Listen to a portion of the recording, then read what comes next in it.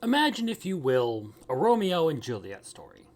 Except for instead of rival families, you just have rival schools. And also, the main two characters aren't logging out prematurely. Okay, maybe Romeo and Juliet was a bad analogy for this one. Screw it, we ball. Today's anime, unlike Romeo and Juliet, is one of the most wholesome anime that summer has to offer. And its title is The Fragrant Flower Blooms with Dignity. And aside from the anime adaptation getting bent over a desk by Netflix, who decided to not release the show until early September, mind you that summer anime had started about 2 months prior, I see no reason why you shouldn't have been watching this one up until now.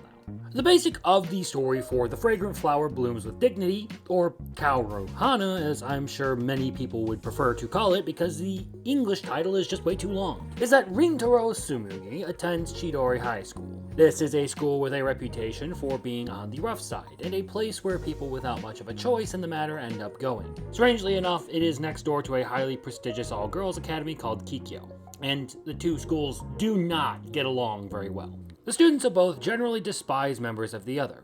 Why is that? I don't know. It only matters because this is the story of a group of friends stemming out of both schools, as well as the relationship between the two who kicked off the whole thing, Rintaro and Kaoruko. The two happen to meet because Kaoruko is a regular at the Tsumugi family's bakery. Yeah, in spite of his immense stature and delinquent look, it turns out Rintaro is a really kind person who comes from a very loving home. Something that is of particular note because his looks are something of a mark of prejudice against him. The young man struggles with personal relationships because he basically checks all of the boxes off for the guy who you do not want to mess with.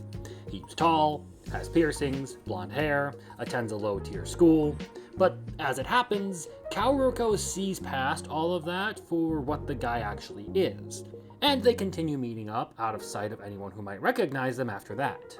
At least, for a while. So that's pretty much the idea of the show. There's a very heavy emphasis on not just the relationship between Rintaro and Kaoruko, but on interpersonal relationships in general.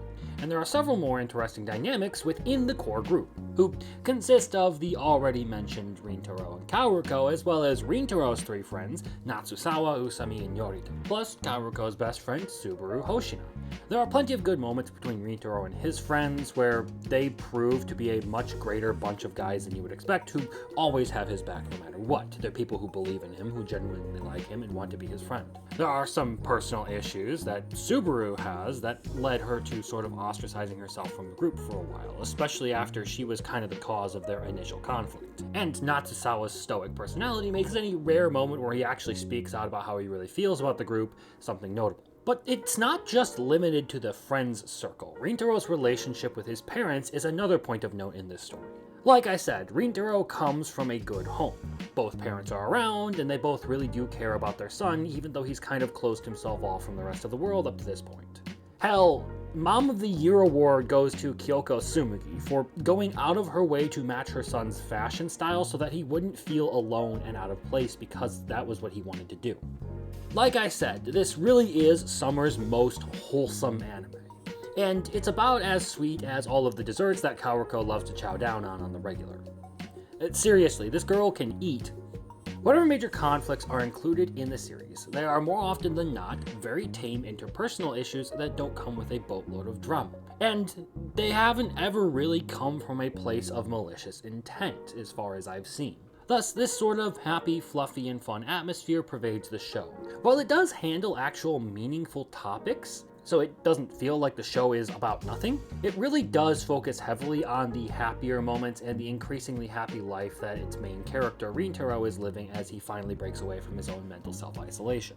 The deepening bonds of friendship and the closeness of family. That's pretty much what this show has to offer. It's good people doing good things and restoring my faith in humanity as they don't blow issues out of proportion to handle them. The most dramatic it gets is the initial confrontation between Subaru and Ritaro's friends, which is a bit tense because the two schools hate each other and Subaru sees these people as a problem to her friend who has worked very hard to get into this school.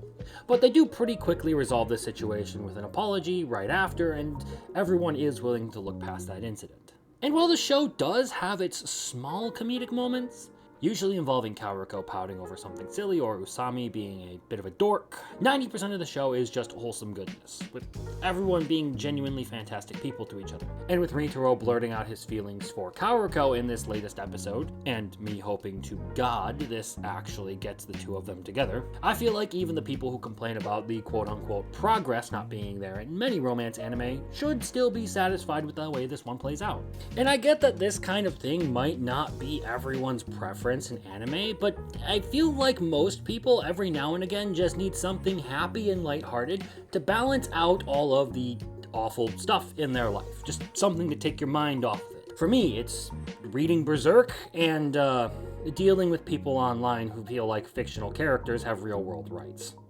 All things considered, it's a pretty tame and heartwarming anime. One that I feel like checks a lot of boxes to be appealing to the core romance audience. For those of you who are slice of life or romance genre fans, I do highly recommend it. This really should be a priority for you. But that's just the thoughts of one pretentious nerd on the internet. So if you enjoyed this video, I would appreciate you liking it, and if you aren't already, subscribing, because I'm still trying to hit 1,000.